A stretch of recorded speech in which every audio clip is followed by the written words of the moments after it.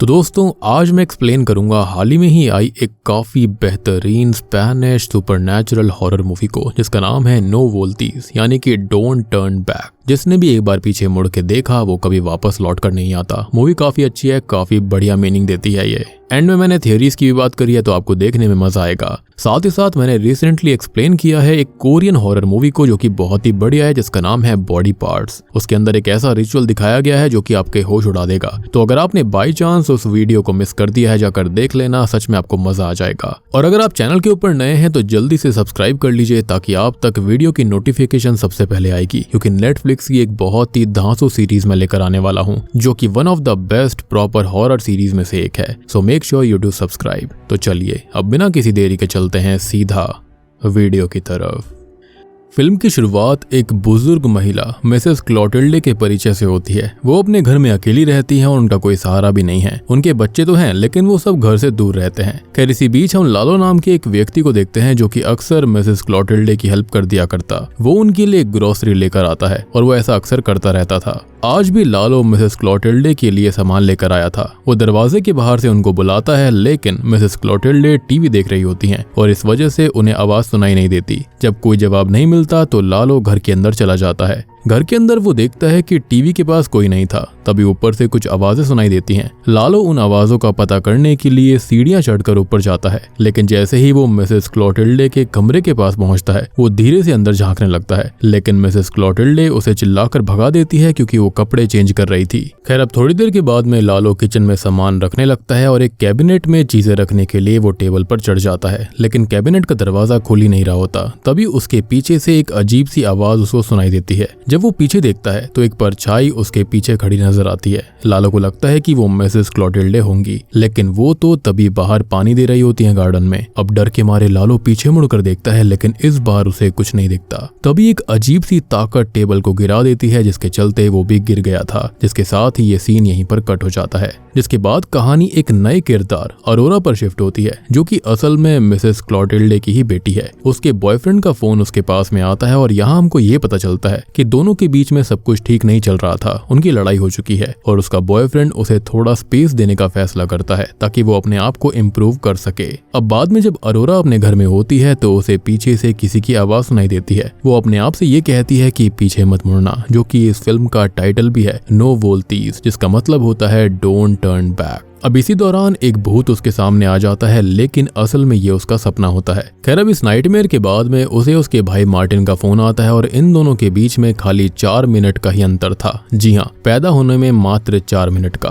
अब जैसा कि मैंने आपको बताया कि मार्टिन और अरोरा सिबलिंग्स होते हैं और वो अपनी माँ के बारे में आपस में बात करते हैं। मार्टिन उसको बताता है कि उनकी माँ ठीक है और उससे घर आने के लिए वो कहता है। अब अरोरा अपनी माँ के घर जाने के लिए निकल पड़ती है और वहां पहुंचकर वो दरवाजे पर दस्तक देती है, लेकिन तभी उसका भाई मार्टिन उसे पीछे से आवाज लगाता है, लेकिन वो पीछे नहीं मुड़ती। और जब वो उसे टच करता है तब जाकर वो पीछे मुड़ती है और उसको गले लगा लेती है। यानी कि यहाँ पर एक फैक्टर तो था कि यहाँ पर उसे डोंट टर्न बैक वाली चीज का काफी ख्याल था, जैसे कि उसे पीछे कभी नहीं मुड़ना। खैर अब मार्टिन बताता है कि वो एक दिन पहले ही माँ के यहाँ पर आ गया था। अब मार्टिन लालो की मौत के बारे में उसे बताता है और कहता है कि वो फिसलकर गिर गया था, लेकिन उसकी माँ को इस बारे में कुछ भी नहीं पता। अब ये सुनकर अरोरा परेशान हो जाती है और अपनी माँ से मिलने के लिए अंदर जाती है। घर के अंदर वो देखती है कि उसकी माँ ने हर फोटो में से उनके पिता का चेहरा काट दिया था। और जब वो उनसे लालो के बारे में बात करती है तो मिसेस क्लोटिल्डे ये कहती है कि लालो बस वहां पर पड़ा हुआ था और असल में डिमेंशिया की वजह से मिसेस क्लोटिल्डे की यादें अब धुंधली होती जा रही थी और डॉक्टर ने पहले ही बता दिया था कि उनकी बीमारी अब बहुत ही ज्यादा बढ़ती जा रही है। ऐसी हालत में मिसेस क्लोटिल्डे का अकेला इस घर में रहना नामुमकिन था, इसलिए मार्टिन और अरोरा में से किसी एक को उनका ख्याल रखने की जरूरत थी। लेकिन मार्टिन ये कहता है कि वो अपनी मॉम को अपने पास नहीं रख सकता क्योंकि उसकी रूममेट के पास में एक बिल्ली है और मिसेस क्लोटिल्डे को बिल्ली से एलर्जी थी। मार्टिन ये भी बताता है कि वो थेरेपी लेता है और अपनी मेंटल हेल्थ की वजह से वो अपनी मॉम को रखने की जिम्मेदारी नहीं उठा पाएगा। दूसरी तरफ अरोरा भी इसके लिए मना कर देती है। वो ये कहती है कि वो अपनी मॉम को अपने घर ले जाने के लिए रेडी नहीं है क्योंकि वो एक रिलेशनशिप के अंदर है और उसका घर काफी छोटा भी है, तो वहां पर वो एडजस्ट नहीं हो सकती। यानी कि दोनों ही इस सिचुएशन से निकलने की कोशिश कर रहे थे और सोच रहे थे कि क्या किया जाए, लेकिन वो किसी नतीजे पर नहीं पहुंचते।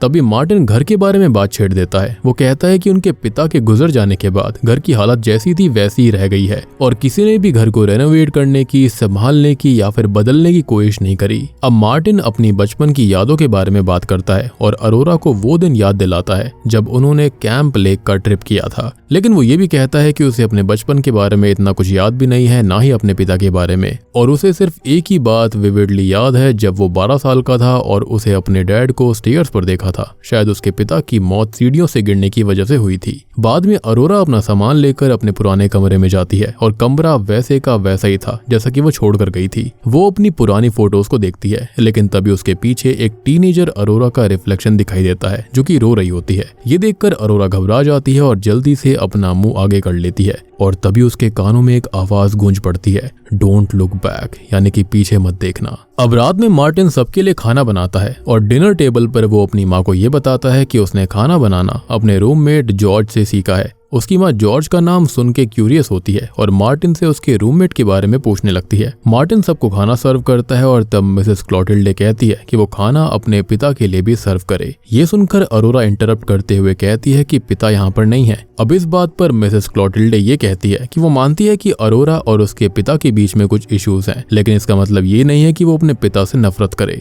मिसेस क्लोटिल्डे आगे कहती है कि पास्ट की बुरी यादों में खोने के बजाय उन्हें आगे बढ़ना चाहिए, और ये कहकर वो पूरा लेक्चर अपनी बेटी को सुना देती है, जो कि सिचुएशन को और भी ज्यादा तनाव भरा बना देता है। अब तभी यहाँ उन सब के बीच बहस होनी शुरू हो जाती है, जिसमें अरोरा अपनी माँ से ये कहती है कि उनके पिता काफी पहले ही खत्म हो चुके हैं, लेकिन मिसेस क्लोटिल्डे इस बात को मानने के लिए तैयार नहीं थी। उनका कहना था कि उनके हस्बैंड तो अभी भी उनके सामने ही बैठे हुए हैं, यानी कि डिमेंशिया की दिक्कत उनके साथ बहुत ही ज्यादा हो गई थी। अरोरा और मार्टिन दोनों ही उनसे ज्यादा बहस नहीं करते और चुप रह जाते हैं, जिसके बाद हम मार्टिन को घर के बाहर जॉर्ज से बात करते हुए देखते हैं, जिससे हमको ये बात पता चल जाती है कि मार्टिन और जॉर्ज असल में रिश्ते में थे और वो दोनों ही गे होते हैं। और इसी बीच वहां पर अरोरा आ जाती है। अरोरा मार्टिन से कहती है कि उनकी माँ का ये मानना है कि उनके पिता जिंदा हैं और अब काफी ज्यादा सीरियस बात हो चुकी है। उनके लिए एक नर्सिंग होम का अरेंजमेंट जल्दी से जल्दी करना होगा, नहीं तो बहुत दिक्कत हो सकती थी, और मार्टिन भी इस बात से सहमत होता है। अरोरा कहती है कि उन्हें अभी के अभी कोई आसपास का नर्सिंग होम ढूंढना होगा, क्योंकि वो अपने कॉम्प्लिकेटेड रिश्ते और पर्सनल इश्यूज की वजह से यहाँ पर ज्यादा दिन नहीं रुक सकती, और ये कहकर वो वहाँ से जाने लगती है। तब मार्टिन उससे ये पूछता है कि तुम डैड से इतनी नफरत क्यों करती हो, जिस पर अरोरा जवाब देती है कि मैं अपने पिता से नफरत नहीं करती, लेकिन अब वो जिंदा नहीं है। अब रात में जब मार्टिन घर के अंदर होता है तब उसे किचन से कुछ गिरने की आवाज सुनाई देती है। जब वो पास जाकर देखता है तो एक चम्मच जमीन पर पड़ी हुई थी। मार्टिन अभी ये देख ही रहा होता है कि तभी एक आदमी की स्पिरिट उसके पीछे उसे दिखाई देती है। वो स्पिरिट कुछ पल के लिए नजर आती है और फिर गायब हो जाती है, जिसके बाद विंडो का ग्लास अपने आप टूट जाता है, जो कि मार्टिन को काफी डरा देता है। मीनवाइल रात में जब अरोरा सो रही होती है तब उसके क्लोजेट से वो स्पिरिट निकलकर उसके रूम में आती है। तभी अरोरा की आंख खुल गई थी, लेकिन वो पीछे मुड़कर नहीं देखती। अब डर के बावजूद वो अपने बेड से उठ जाती है और रूम को चुप चुप कर देख रही होती है, लेकिन उसे वहां पर कोई नहीं दिखाई देता। अब इस घटना के बाद अरोरा अपने बॉयफ्रेंड हुआन को कॉल करके बताती है कि उसकी माँ की तबीयत काफी खराब है और इस वजह से वो यहाँ पर रुकी हुई है, लेकिन वो ये भी कहती है कि जल्दी से जल्दी उनकी मॉम को नर्सिंग होम शिफ्ट कर दिया जाएगा। अब दूसरी तरफ मार्टिन बाथरूम से नहाकर बाहर आता है। तभी वो दूसरे रूम से कुछ आवाज को नोटिस करता है और देखता है कि उसकी माँ उस रूम के अंदर है और उन्होंने दरवाजे लॉक कर लिए हैं। मार्टिन आवाज के सोर्स को चेक करने के लिए उस रूम में जाता है। वहाँ पर वो देखता है कि उसकी माँ एक पर्दे के पीछे छुपी हुई है, लेकिन जब वो करीब जाता है तब मिसेस क्लोटिल्डे क्लोजेट के अंदर थी, जो मार्टिन को काफी चौंका देता है। अब मार्टिन की माँ उससे ये पूछती है कि क्या तुमको लगता है कि मैं पागल हूँ, जिस पर मार्टिन तुरंत ही कहता है कि बिल्कुल भी नहीं माँ। तब मिसेस क्लोटिल्डे कहने लगती है कि अगर ऐसा नहीं है तो तुम मुझे इस घर से क्यों भेजना चाहते हो। मार्टिन हैरानी में उनसे पूछता है कि ये बात आपको किसने बताई। तो मिसेस क्लोटिल्डे कहती है कि मुझसे झूठ मत बोलो, मुझे कोई भी यहाँ से बाहर नहीं कर सकता। जिसके बाद में मिसेस क्लोटिल्डे मार्टिन से प्रॉमिस लेती है कि वो उन्हें कभी इस घर से नहीं भेजेगा, और मार्टिन भी उनका दिल रखने के लिए उनको ये प्रॉमिस कर देता है। तभी मार्टिन वहाँ पर एक रखी हुई रिंग को नोटिस करता है और अपनी मॉम से अपने पिता के बारे में पूछने लगता है। वो कहता है कि उसे अपने बचपन की ज्यादा यादें याद नहीं है। मिसेस क्लोटिल्डे तभी बताती है कि उनके पिता एक बहुत ही अच्छे इंसान थे, वो हमेशा वही करते थे जो कि उनके परिवार और बच्चों के लिए सही होता था। और मार्टिन की माँ उसे बताती है कि उसके पिता हमेशा उसकी केयर किया करते थे, जो कुछ भी उन्होंने किया था वो सिर्फ अपने परिवार के लिए था। अगर कभी मार्टिन अपने पिता को फील करे तो उसे डरने की जरूरत नहीं है। उनके पिता हमेशा जानते थे कि क्या सही है, लेकिन एक बात हमेशा याद रखना कि पीछे मुड़कर कभी मत देखना, क्योंकि उनके पिता को ये चीज बिल्कुल पसंद नहीं थी। यानी कि इनडायरेक्टली यहाँ पर अरोरा अपने पिता को ही प्लीज कर रही थी, क्योंकि वो पीछे मुड़कर कभी भी नहीं देखती थी, या फिर ये कहे कि डर की वजह से। खैर दूसरी तरफ हम देखते हैं कि अरोरा नर्सिंग होम वालों से बात कर रही होती है। अब अगले सीन में मार्टिन और उसकी माँ टीवी देख रही होती है कि तभी अरोरा वहां पर आती है और मार्टिन को इशारे से बाहर बुलाती है। बाहर जाकर मार्टिन उसे बताता है कि उनकी माँ ने किसी तरह से उनकी बातें सुन ली हैं कि वो उनको नर्सिंग होम में एडमिट करना चाहते हैं। अब अरोरा उसे साइड में ले जाकर कहती है कि उसने एक नर्सिंग होम से बात भी कर ली है, जो कि सिर्फ इस फ्राइडे को अपॉइंटमेंट दे रहे हैं। मार्टिन थोड़ा सा हिचकिचाता है, लेकिन अरोरा उससे ये कहती है कि मैं यहाँ पर और दिन नहीं रह सकती, तुम्हें समझना होगा, मुझे यहाँ से जाना ही होगा। अब मार्टिन ये कहता है कि मुझे लगता है कि माँ के साथ कुछ तो गड़बड़ हो रही है, क्योंकि पहले वो पर्दे के पीछे थी, लेकिन अचानक से वो क्लोजेट के अंदर से बाहर आई थी और उस दिन विंडो का ग्लास भी टूट गया था, जैसे कि कोई चिड़िया उससे टकराई हो, यानी कि शायद से कोई raven bird. Damn, this raven bird again. खैर अरोरा यहाँ पर कहती है कि उसे भी कुछ अजीब सा महसूस हुआ था, लेकिन तभी मार्टिन अपनी थेरेपिस्ट की बात को रिपीट करता है। उन्होंने ये कहा था कि जब हम अपने पुराने घर या फिर यादों के आसपास होते हैं तो अक्सर हमें ऐसे विजन्स आते रहते हैं, और ये काफी आम बात है। फिर मार्टिन अरोरा को एक रिंग दिखाता है और उसे देखते ही अरोरा पहचान जाती है कि ये उनके डैड की वेडिंग रिंग है, लेकिन मार्टिन हंसता है और कहता है कि ये कैसे हो सकती है, उन्होंने डैड को तो यही रिंग पहनाकर दफनाया था। ये सुनकर अरोरा ग्रेवयार्ड जाकर कंफर्म करने का फैसला कर लेती है। मार्टिन भी उसके पीछे चला जाता है। अब ग्रेवयार्ड में मार्टिन अपने मन की बात याद करता है कि मेरी जिंदगी बिल्कुल सही नहीं चल रही है। थेरेपिस्ट कहते हैं जो कुछ भी हो रहा है उसका कुछ कनेक्शन मेरे चाइल्डहुड और डैड की डेथ से है। अब अरोरा उसको ये कहती है कि तुम्हारे पिता की मौत प्लास्टिक का टुकड़ा निगलने की वजह से हुई थी। वो दोनों अपने पिता की ग्रेव देखते हैं जो कि खुली हुई होती है, और ये देखकर दोनों ही शॉक्ड हो जाते हैं और चुप रह जाते हैं। तभी उनको एक विसल की आवाज सुनाई देती है। अरोरा एक आदमी को दूर से उन्हें देखते हुए नोटिस कर रही थी, और उसको देखकर वो दोनों डर जाते हैं और वापस अपने घर के अंदर चले जाते हैं। अब घर पहुंचने के बाद मार्टिन कहता है कि माँ ये सब नहीं कर सकती, लेकिन वो जरूर जानती होंगी कि ऐसा किसने किया। अरोरा कहती है कि हो सकता है, लेकिन मुझे अभी भी लगता है कि उनका बर्ताव अजीब है। तब मार्टिन उसको बताता है कि जब पिता के गले में प्लास्टिक का टुकड़ा अटक गया था तब मैं उनके पीछे ही था, लेकिन मैं उनकी तरफ पलटकर नहीं देख पाया। अरोरा उसे तसल्ली देते हुए कहती है इट्स ओके मार्टिन, ये उन्हीं का रूल था और तुमने सिर्फ उसी रूल को फॉलो किया। यानी कि जैसा कि मैंने आपको पहले भी बताया कि ये दोनों अभी भी अपने पिता के ही रूल को फॉलो कर रहे थे और ये पीछे मुड़कर कभी नहीं देखते थे। फिर अरोरा मार्टिन से कहती है कि मैं सब कुछ तभी एक्सप्लेन करूंगी जब मैं यहाँ से चली जाऊंगी। अरोरा अपनी माँ से रिंग के बारे में पूछने जाती है कि माँ ये रिंग आपको किसने दी। अब मिसेस क्लोटिल्डे नाराज हो जाती हैं और गुस्से में ये कहती हैं कि तुम क्यों बार बार ये सवाल पूछ रही हो। अब अरोरा फिर से इंसिस्ट करती है कि मुझे बस इतना बता दीजिए कि ये रिंग आपके पास कहाँ से आई। तब मिसेस क्लोटिल्डे शांति से जवाब देती है तुम्हारे पिता ने मेरी मदद की थी इस रिंग को वापस लाने में, और ये जो रिंग है वो उन्हें हमारे साथ रहने में हेल्प करती है। जिसके बाद मार्टिन घर के बाहर अपने पिता की पुरानी यूनिफॉर्म को देखता है जो कि एक हुक पर टंगी हुई थी, और उस यूनिफॉर्म के साथ वही विसल भी होती है जो कि उसने पहले ग्रेवयार्ड में सुनी थी। दूसरी तरफ अरोरा को अपनी माँ से जवाब नहीं मिलता तो वो अपने रूम में वापस आ जाती है। अब उसका बॉयफ्रेंड हुआन उससे फोन पर बात करते हुए नाराजगी जताता है कि तुम कब तक वहाँ पर रहोगी, मैं चाहता हूँ कि हमारे बीच सब कुछ सॉर्ट आउट हो जाए, लेकिन तुम अभी तक वापस नहीं आई हो।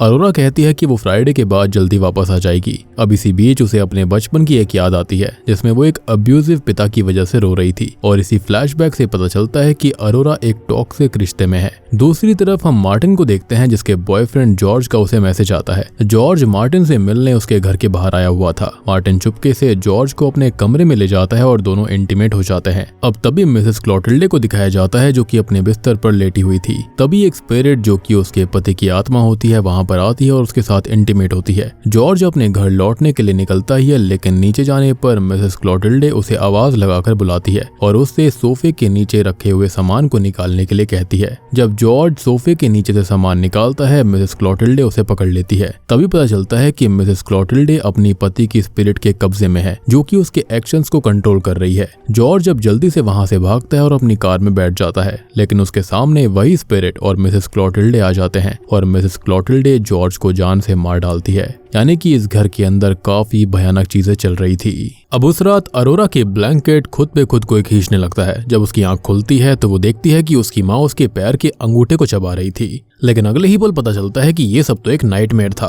अब उठने पर अरोरा अपने बदन पर मिट्टी के निशान को देखती है, जो कि इस बात का संकेत देते हैं कि उसके ऊपर कोई था। वो खुद को डरा हुआ महसूस करते हुए शावर लेने चली जाती है। अब मार्टिन जो होता है वो अपने बॉयफ्रेंड जॉर्ज को मैसेज करता है, लेकिन जॉर्ज का कोई भी रिस्पॉन्स नहीं आता। मार्टिन अपने पिता के लिए एक विसल बनाता है और उसके बचपन के एक ग्लिम्स को हमें दिखाया जाता है कि उसके पिता उसे बेल्ट से मारने ही वाले थे, क्योंकि मार्टिन के पिता ने उसको अपने बॉयफ्रेंड को किस करते हुए देख लिया था। यानी कि वो बचपन से ही गे होता है और उसके फादर को इस बारे में पता था, लेकिन वो काफी ज्यादा अलग टाइप के दिमाग के थे। उनको ना कंट्रोलिंग नेचर वाली चीज थी उनके अंदर। अब मार्टिन को एक पुरानी फोटो मिल जाती है जिसमें वो और उसका बॉयफ्रेंड होते हैं और पीछे उसके पिता यानी कि उनकी स्पिरिट उन्हें छुपकर देख रही थी। अरोरा सब चीजों से परेशान होकर घर छोड़ने का फैसला कर लेती है, लेकिन रेडियो से उसके डैड की विसल की आवाज आने लगती है, जो कि शायद से यही समझा रही थी कि वो वहां से ना जाए। वो अपने भाई मार्टिन के बारे में सोचकर वापस घर आने का फैसला कर लेती है। अब घर आकर वो देखती है कि उसकी माँ ने उसके पिता के कपड़े गेट पर लटका रखे हैं। अब जब अरोरा अपनी माँ से इस बारे में पूछती है तो उसकी माँ ये कहती है कि उसके पिता कभी घर छोड़कर गए ही नहीं थे। उसकी माँ ये बोलती है कि उसने उसके पिता को वापस लाने में हेल्प करी है और उन्होंने क्लोजेट में अपनी पहली झलक भी दी थी।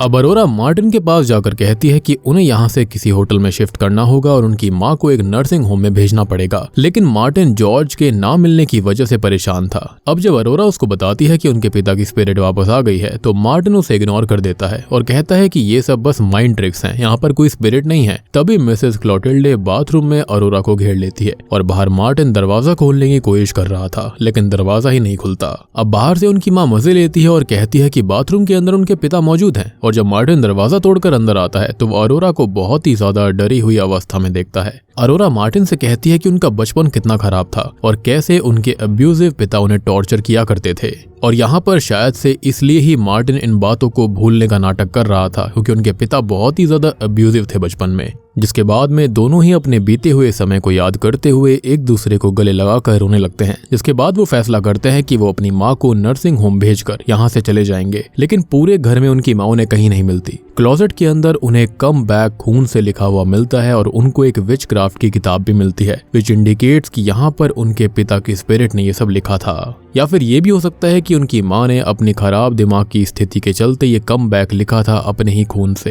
क्योंकि उसके बच्चे उसे काफी टाइम से इग्नोर कर रहे थे। अब रात को मार्टिन स्मोक करते हुए बाहर जाता है और विसल की आवाज को सुनता है। पीछा करते हुए उसे जॉर्ज की कार दिखाई देती है, लेकिन साथ ही साथ उसके पिता की स्पिरिट भी वहां पर थी। एंड कहीं ना कहीं वो समझ चुका था कि जॉर्ज अब जिंदा नहीं है। खैर मार्टिन अब डर के मारे घर लौट आता है, लेकिन उसके पिता की स्पिरिट उसके ऊपर हमला कर देती है। आवाज सुनकर अरोरा नीचे आती है और मार्टिन को नीचे पाती है। मार्टिन कहता है कि उनके पिता उन्हें यहाँ से नहीं जाने देंगे, उनकी स्पिरिट वाकई में यहाँ पर है। खैर अब तभी होता यह है कि वो खुद को डाइनिंग टेबल के पास बंधे पाते हैं और उनकी माँ जॉर्ज की लाश को उनके पिता के कपड़े पहनाकर उसके अंदर उनकी स्पिरिट को डाल देती है। मार्टिन के डैड जॉर्ज की बॉडी को पजेस करके जिंदा हो जाते हैं और मार्टिन को पीटने लगते हैं, क्योंकि उसने फिर से गलत काम किया था। उनको वो गे वाली चीज बिल्कुल पसंद नहीं थी। अब जब अरोरा उसे रोकने की कोशिश करती है तो उसके पिता उसे भी पकड़ लेते हैं, लेकिन इस बार अरोरा अपने ट्रॉमा का सामना करते हुए पीछे मुड़ जाती है और अपने पिता की स्पिरिट को स्टैब करती है, यानी कि जॉर्ज की लाश को। अब मार्टिन और अरोरा भाग जाते हैं, लेकिन उनकी माँ उन्हें रोकती है और कहती है कि वो जो कर रही है सही कर रही है, यानी कि उन्होंने जो कुछ भी किया स्पिरिट को बुलाना वो बिल्कुल सही था।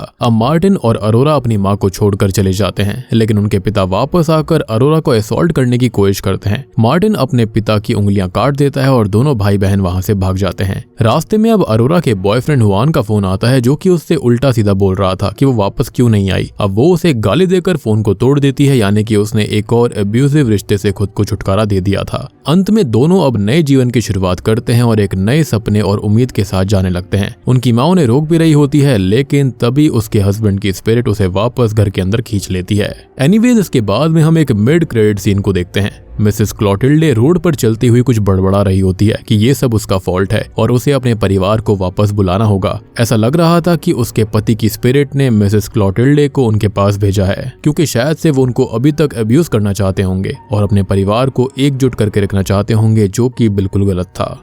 और बूम, इसी के साथ में ये मूवी यहीं पर खत्म हो जाती है। तो दोस्तों ये थी नो वोल्तीज फिल्म की कहानी, जो कि एक स्पेनिश हॉरर मूवी है जिसका मतलब होता है डोंट टर्न बैक। अब देखो, इस मूवी को समझने के बाद में मेरे हिसाब से 2-3 थियरीज यहाँ पर हो सकती हैं। सबसे पहली तो यही है कि इन सबको अपने बचपन का कुछ ट्रॉमा था जिसके चलते इनके पिता इनको अब्यूज किया करते थे और इसी की वजह से ये लोग पीछे मुड़कर नहीं देखा करते थे, क्योंकि उनके पिता बचपन से ही ऐसी चीजें कर रहे थे। वो सीटी बजाया करते थे अपनी खुद की पावर को दिखाने के लिए कि सीटी बजते ही उनको घर के अंदर आ जाना है और बाहर कहीं नहीं जाना।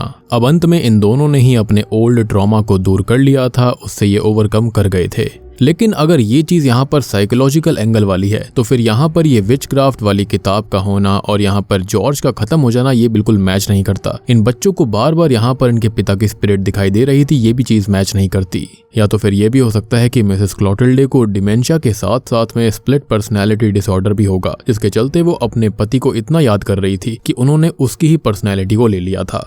विच एक्सप्लेन्स कि लालो को भी उन्होंने ही मारा था, जॉर्ज को भी उसने ही खत्म किया, साथ ही साथ अपने बच्चों को भी वो इनडायरेक्टली डराकर यहीं पर रखना चाहती थी ताकि वो एक साथ रहें, एक परिवार की तरह। फिर एक और थियरी यही आती है कि यहाँ पर वाकई में ये विचक्राफ्ट वाला एंगल बिल्कुल सही था, यानी कि मिसेस क्लोटिल्डे ने अपने पति की स्पिरिट को विचक्राफ्ट की किताब से इस्तेमाल करके बुलाया होगा। शायद वो एक विश थी या फिर अपने पति के खत्म होने के बाद में वो इन चीजों के अंदर घुस गई थी, ये स्किल्स वगैरह उन्होंने सीख ली थी कि विच कैसे बनते हैं, इनका इस्तेमाल कैसे किया जाता है। असल में उनका असली मकसद अपने परिवार को फिर से एक साथ लाना था। वो काफी टाइम से अकेली थी, लेकिन उसने सही और गलत का फर्क नहीं समझा, या फिर उसकी पति की स्पिरिट ने उसे मैनिपुलेट किया होगा। अगर आप इसको सुपरनैचुरल एंगल से देखते हैं तो आप इसको विचक्राफ्ट वाली थियरी को ले सकते हैं, लेकिन अगर ये साइकोलॉजिकल एंगल वाली चीज है तो यहाँ पर आप यही समझेंगे कि मिसेस क्लोटिल्डे जो थी उनको डिमेंशिया के साथ साथ स्प्लिट पर्सनैलिटी डिसऑर्डर भी था। जॉर्ज को भी उन्होंने ही खत्म किया, लालो को भी उसने ही मारा, साथ ही साथ अपने बच्चों को भी डरा कर वो यहीं रखना चाहती थी। रीजन बीइंग कि उन्होंने देखा था कि उसके पति कैसे अपने बच्चों को बचपन में कंट्रोल किया करते थे और उनके बच्चों के अंदर आज तक भी उस चीज का ट्रॉमा था, जिसके चलते वो उन्हीं टैक्टिक्स का इस्तेमाल करके अपने बच्चों को यहाँ पर रखना चाहती होगी। साथ ही साथ नो वोल्तीज का मतलब था पीछे मत मुड़ना, जो कि एक साइकोलॉजिकल ट्रॉमा का संकेत था, जो कि अरोरा के पिता के एक्शंस की वजह से उनके साथ हुआ था। लेकिन अंत में उन दोनों ने ही इस चीज से ओवरकम कर लिया। साथ ही साथ अरोरा अभी भी हुआन के साथ एक अब्यूजिव रिश्ते में थी, लेकिन अंत में उसने उससे भी ब्रेकअप कर लिया था, यानी कि वो दोनों ही फाइनली आजाद हो गए थे। तो उम्मीद करता हूँ कि आपको नो वोल्तीज फिल्म पसंद आई होगी। पसंद आई है तो वीडियो को लाइक कर दीजिए। थ्योरीज बढ़िया लगी है तो कमेंट करके बताना कि आपको विचक्राफ्ट वाला एंगल लगता है या फिर साइकोलॉजिकल वाला एंगल लगता है। और अगर आप चैनल के ऊपर नए हैं तो सब्सक्राइब कर लीजिए, क्योंकि एक बहुत ही धांसू सीरीज आने वाली है, आपको देखते ही मजा आ जाएगा। नेटफ्लिक्स की one of the best horror series में से एक है, तो जल्दी से सब्सक्राइब कर लीजिए ताकि आप तक नोटिफिकेशन सबसे पहले आ जाएगी। तो मैं आप सबको मिलता हूँ अगली वीडियो के साथ में, तब तक के लिए